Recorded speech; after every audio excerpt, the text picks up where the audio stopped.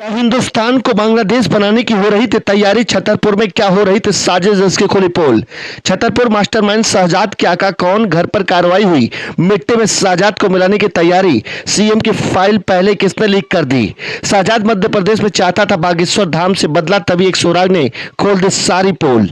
छतरपुर पत्थर मास्टरमाइंड शहजाद का कोई बड़ी तैयारी थी क्या? वो थाने को घेर कर हिंदुस्तान को बांग्लादेश जैसे बनाना चाहना की कोशिश कर रहा था? वो कितनी बड़ी भीड़ जुटा सकता था? उसके पीछे कौन था?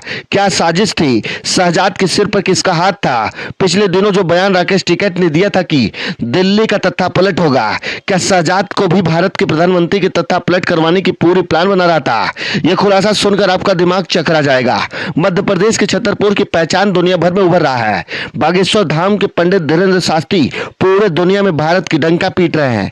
वहां हिंदुओं की लाखों की संख्या में सालाना में पहुंच रहे हैं। इसलिए शहजाद ने पूरा प्लान तैयार किया कि थाने को घेर कर समझ में आता है कि लेकिन थाने को घेरते वक्त हथियार क्यों ले गए? क्या समझ में आपको आता है? शहजाद क्या बहुत बड़ा खेल खेलने की साजिश कर रहा था?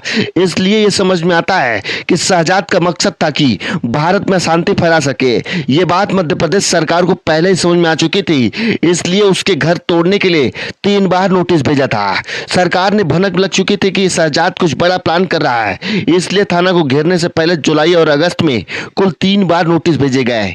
क्या शहजाद चाहता था कि भारत को बांग्लादेश जैसी हालत बनाना?